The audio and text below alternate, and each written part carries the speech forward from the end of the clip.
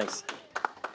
So, yeah, of course, like others of you, I was expecting to go tomorrow. And so I was literally making some changes this morning, not knowing that I would have to go in a few hours instead of 24 hours. But so Apple II programming stage 1.5. So as some of you know that talk to me, I'm a fairly novice programmer on the Apple II. And last year, I did a game with the VidHD text modes called X-Slinger. It was like a space war type of a game. And just a little ship from it. And so this time, I decided to do something maybe not super advanced, but took me in a little bit different direction. Like I said, X-Slinger was my first Apple II assembly program that was anything of a real length. And it was mostly 6.5 CO2 instructions because most of the game just ran in Bank 0, Protos 8. So I didn't really have to learn about how the 65.816 handles the extended memory banks. And so I only needed a higher bank to store some large sprites, but it wasn't really used during gameplay or anything like that. So my current program needs a lot more 65.816 specific commands, and I'll explain a little bit of that later. And so I did further learning, and I made a bigger mess. So let's look at that mess. So the theory is that 8-bit games on a 2GS, or really on an accelerated 8-bit, have a lot of extra time on their hands. 8-bit games designed for megahertz run really fast under acceleration. Anyone's ever seen that? They're mostly just pretty much unplayable, right? But you can sync to the vertical blank on a 2E, 2C, or 2GS. The 2GS can actually also give you a pinpoint of what scan line is being drawn. And so when you do that, you can run games at a consistent speed, but the game has to be modified, but it's usually not a very complex modification, just simple modification. So it'll be interesting to see if more games would have that done. I think Prince of Persia may be one that does that already, but and yeah, basically what I just said.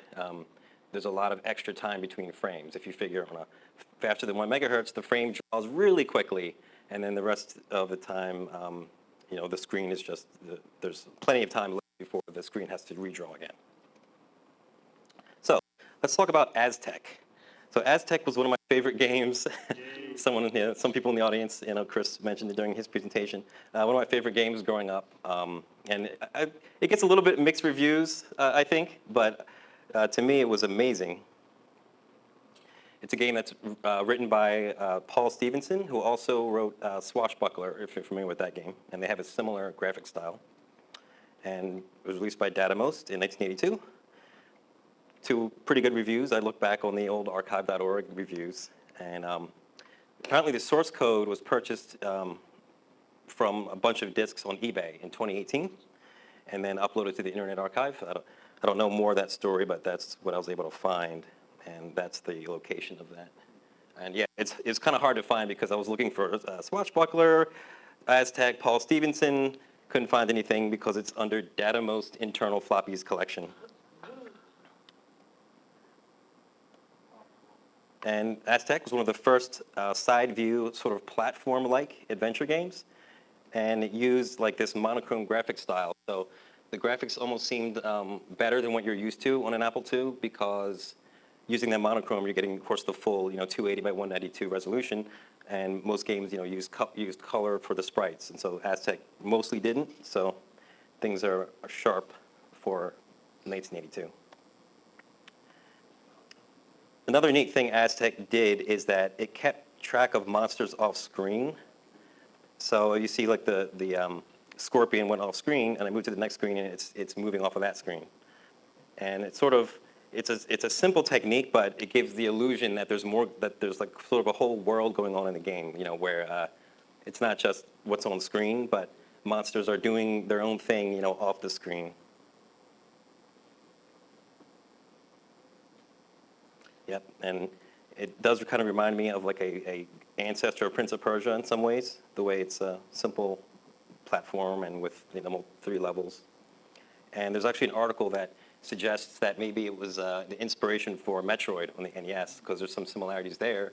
One of the things it said was in Metroid, you roll around on the ground to drop your bombs, which is a kind of a weird mechanic, but in Aztec, that's how you drop your dynamite, is you have to be crawling. You can't just drop it. You have to crawl on the ground first. So it's interesting. So source code fun. So looking at that Aztec source code and trying to understand it as a novice was pretty interesting. And there's probably 80% of it that I still don't understand what exactly it's doing. You can imagine the labels from an assembler from 1982 or Apple II Plus. They're not very descriptive, and you have 40-column screen. You're not putting sentences in there as far as or really long variable names. And Paul Stevenson had some interesting names for things that I wouldn't think that you would have. Monsters were called opponents in his source code. Self-modifying variables are called changeable. Sprites are called figures, and the routine that draws sprites is called a figure printer. So most of us don't think of a printer as something that draws graphics to the screen, but that's how it's listed in his source. And so there were a few gotchas trying to deal with the code. So traversal between banks. So basically what I'm trying to do is the game is written for an Apple II Plus, and on the Apple IIGS, it just runs in the first bank in emulation mode.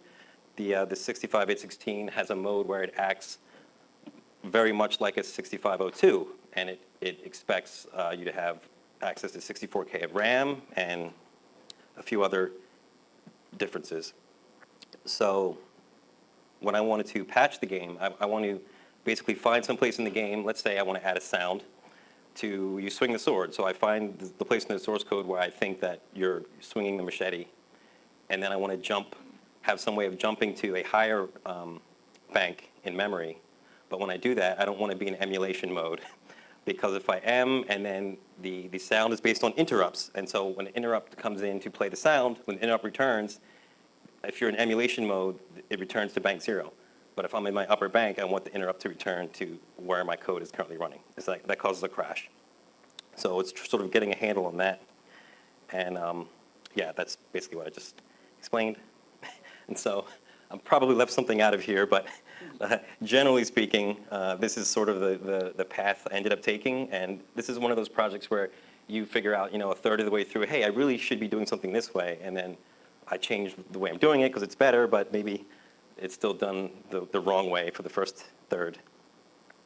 But so basically, I wait for a sound trigger from the game, or I'm looking through the source code and seeing where I think a sound would be triggered.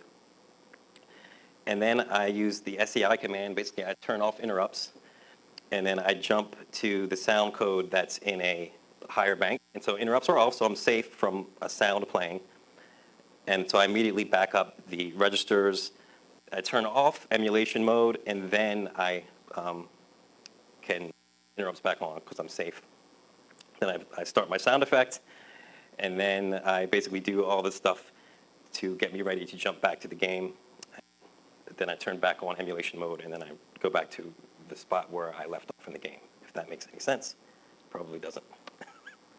Okay, so sound management. So yeah, my main focus with this was to add some Ensoniq sounds to the game. I thought back in the 80s when the 2GS came out, I thought, hey, well, even if they're not going to make some of these games 2GS specific, it would be cool if they use the sound chip, because on PCs, games would use different sound cards. So the 2GS ran a lot of 8-bit games. Some of them were pretty high budget, like your Ultimas and such, that had Mockingboard support on the 8-bit Apple II, but had no additional sound on the 2GS. So to play the sounds, I am leveraging Ninja Tracker Plus, which is Ninja Force's, it's a mod player, tracker player for the 2GS, but it has a routine you can call from your own programs that just uses the streaming sample feature. And why you want that is because the Apple IIGS only has 64K of sound RAM. So if you have a lot of big samples, they won't fit. You can fit some small ones, but for sound effects for a game, you don't have a lot of room unless you're swapping samples in and out of RAM. And on a 1-bit, my idea was that for a 1 megahertz 8-bit game, there would be enough time that if I used streaming samples during the game would still be fast enough because there's so much CPU power left over due to the faster speed of the 2GS. And my demo 2GS has a zip in it, so I'm sure that helps even more. So sound management by Ninja Force a Beer is my motto here.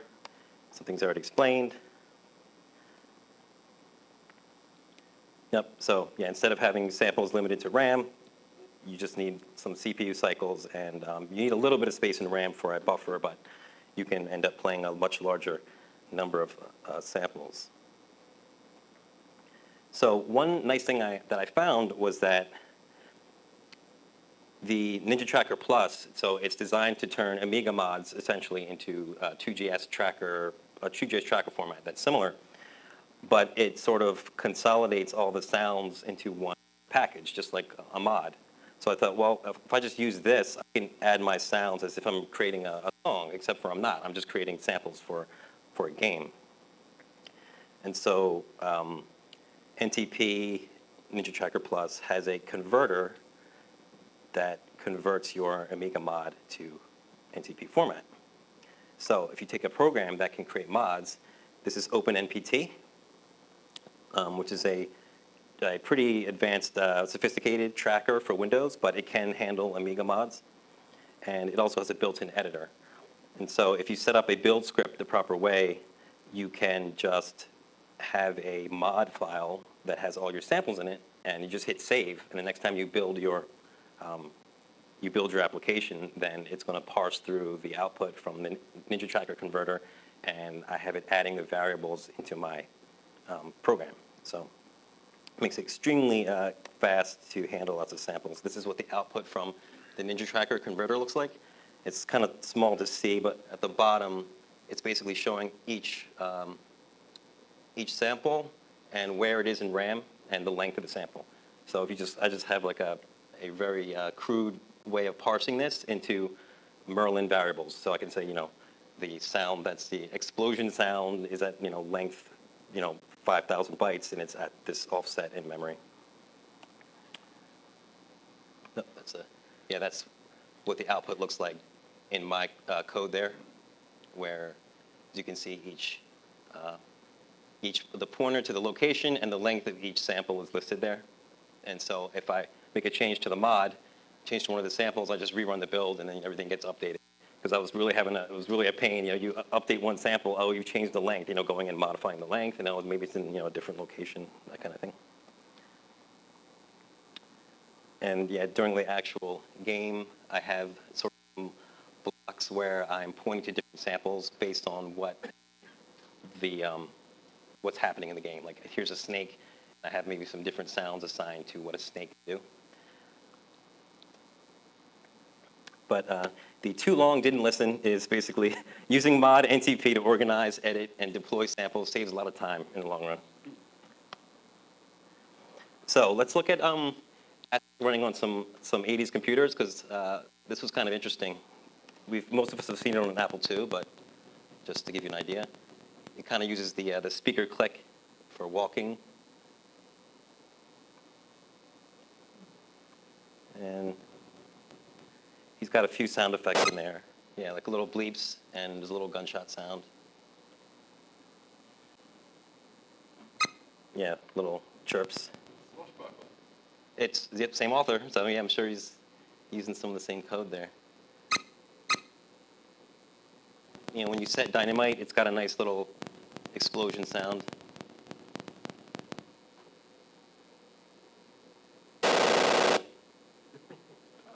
So he's got that. So that's the Apple II version, which is the original. And so what about the Commodore 64 version? How did that sound? With the SID chip, it's got better sound, right, than the Apple II. I mean, it's certainly a more advanced sound, but maybe, I don't know if it's better. That one's maybe not better, but let's see this one. Yeah, the explosion is a little different. No sound when you're jumping or anything like that, right? But here's something that I came across that was pretty funny. In the Apple II version, it starts out with a wall of text. I think Castle Wolfenstein's the other game that does that, but it gives you some text that explains the game. And in the end, the Apple II, it says, this one more thing, the value of the idle is high, blah, blah, blah, blah. But the Commodore 64 version, on that part of the text, it says, remember, the guards can be tricky. Some will even pursue you through what appear to be solid walls. And I consider that a glitch in the game that they're kind of explaining. And then another one says, don't be surprised when lit dynamite follows you from room to room. This can be a powerful advantage for you, or it can blow you up if you're not alert. That's another glitch. That's sort of a flaw in the game, that you walk into another room and the dynamite is there. But it's funny, in the Commodore 64 version, they wrote that into the script. So the Atari 800 had some interesting sound. And the water's a lot faster than the Apple II version for some reason. But I don't know if I like the animation of the running, like your character as much. And here's a couple of ports from computers I'm not too familiar with, but were still interesting. The Sharp XL. I wish I had that gunshot show. Clicks, and then it's sharp. The graphics are sharp, but I don't know if you could say that's better than the Apple II due to the way the animation works.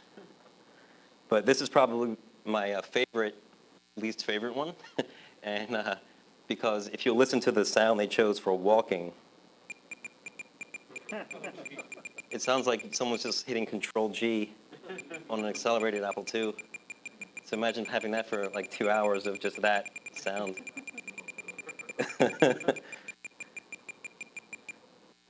So definitely the worst. Okay, and so I'm going to show you what this looks like. By the way, is that thing lit in the front? Okay. Okay, so right now I just have my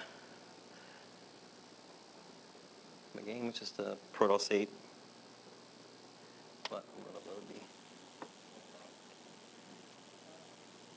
And that is little g, big S, because the graphics are not updated. This is a like a magazine article image, and I'll explain a little bit about there's some other super high-res graphic, like a slideshow, but I'll show that shortly.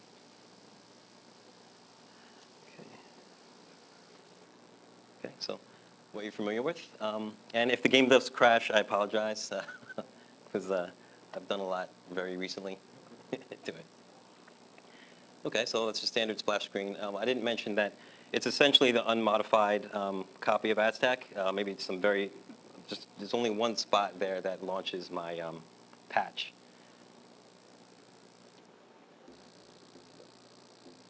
So I did do a couple of minor quality of life things. I didn't think it was right to have 40-column text in all caps on a 2GS. So the opening text is in 80 columns. And there is a little bit of a theme song there. Yeah.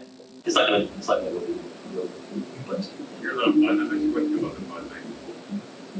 Yeah. What's that?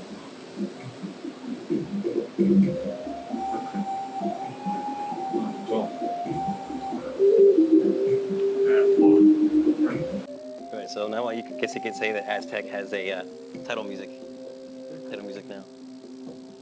Okay, so I'll start a new game just to show you what it looks like, or sounds like.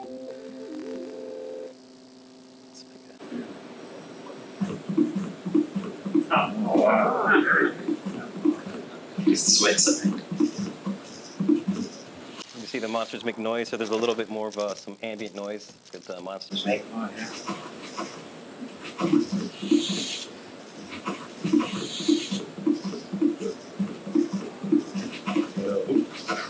Yeah. But it's actually a hard level to start on because you don't have any weapons, right? So getting by like that.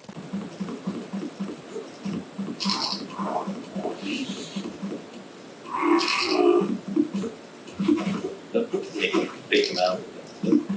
No, go die. What about the chest? Too late. So, border does flash. I'll show a little more since that was quick. I have a saved game that it's in a certain spot, so you can see a couple of things here. Oh yeah, get there. There's your plant trap. I do have the machete, so I can just. Oh, it does make sword swing sounds. If you hear that thumping in the distance. Oh, cool.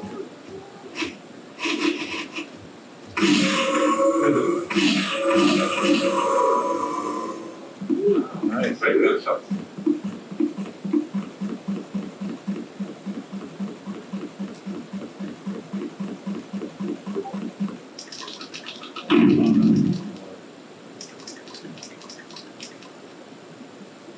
Yep, the water trap has sound once the water starts rising. And you sort of splash on the ground when you're walking because it's wet. So, only way to get it is one is dynamite.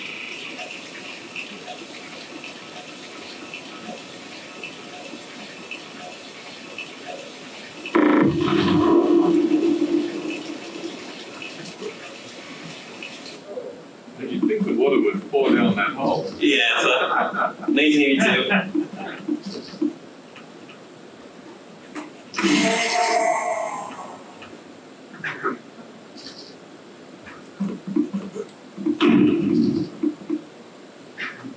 I don't have a sound yet for the ceiling trap, unfortunately.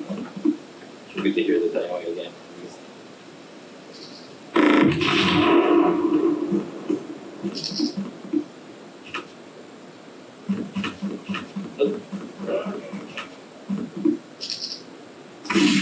Yeah, he's right on the edge.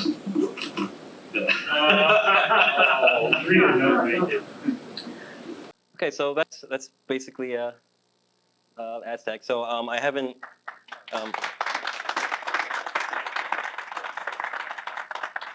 There's some different, maybe some different sounds that you know, that monster didn't come on the screen, and there's some areas in the game where I'd like to add sound. I don't have sound yet, but you could really go on forever because even with the sounds that are there, it's like, well, do I need to vary them? You know, different pitch. You know, that shouldn't sound the same every time and stuff like that. So I had a lot of fun with that. So there is there's a guy on the Apple II Infinitum Slack named Fat Dog, calls himself Fat Dog, and he's doing a lot of I guess I can stand up, Apple IIGS image conversions. So different formats, different modes, and he's getting some really good results. And so I decided to use some of his results, and using the power of AI, there's some close-ups of the in-game footage, and I use them in my credit screen. So you can take a look, and it also has its own theme song. Oh, wow. Wow.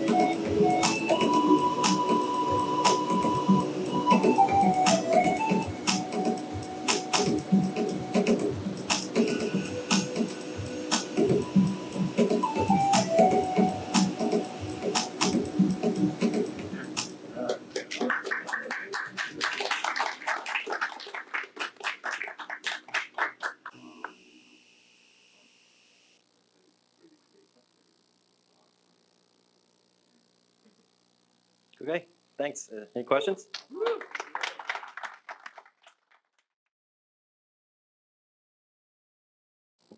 No questions? Yes.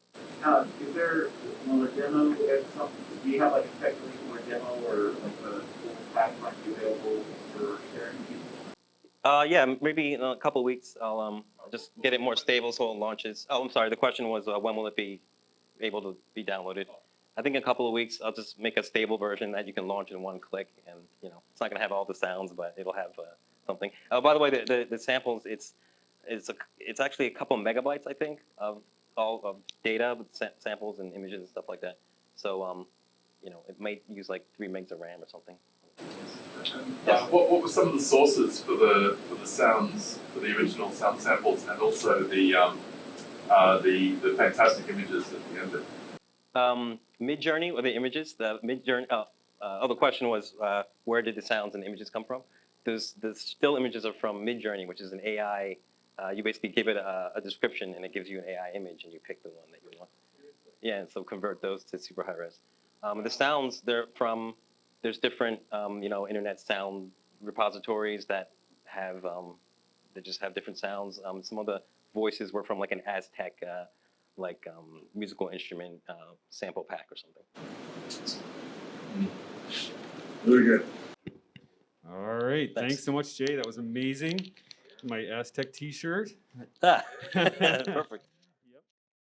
I just want to, a couple things I didn't mention if there's no questions, like in the game source, there's actually a part in the game for like a high score screen, but that's not in the actual game. Like that code is not there. I wonder if there was another version that is either out there or that Paul Stevenson was going to release, and then he decided not to, or whatever.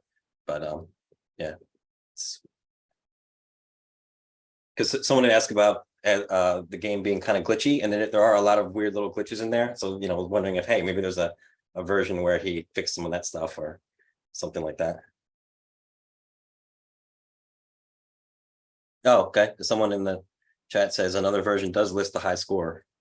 So I wonder where that version is. But all the memory offsets and things like that from the source, 99% of them were there, so certainly there's no major difference between that and the game that we have.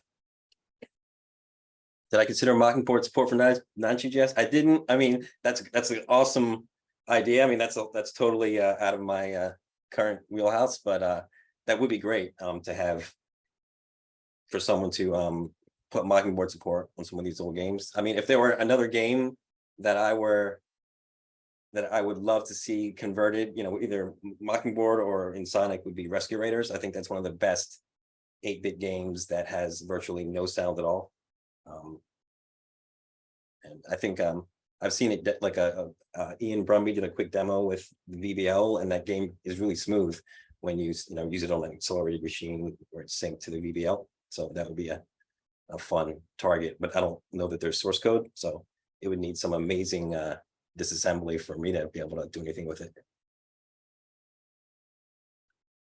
Oh, and if you do get out with the idle, there are just a couple of a couple more super high res idle pictures that you'll get to see a random idle.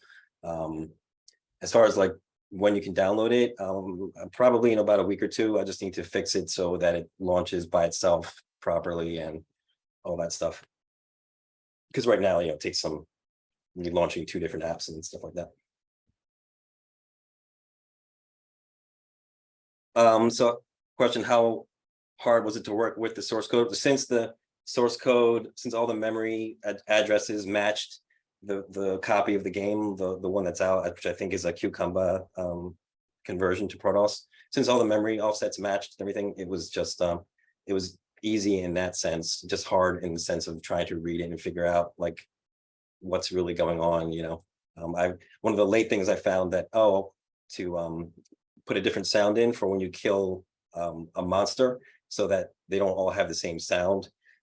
There's a routine called Be Gone where he's I guess erasing the monster. I was like, oh, okay, well that's a good spot where I can hook into see which monster was disappeared, and then play the sound that's appropriate for that monster.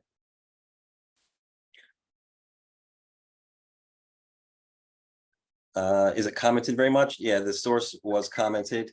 Oh, we're running out of time, Paul. Yeah, the source is. Did I make a noise when I came in? It's just popped up. One second. Yeah, the source. There's comments, but yeah, like I said, it's 40 columns, and the variable names are really short and stuff. So it's a lot of the stuff is. And I'm sure Paul Stevenson made perfect sense, but to me, OPPLFLG doesn't tell me that that's where the monster move location is or something like that without trial and error.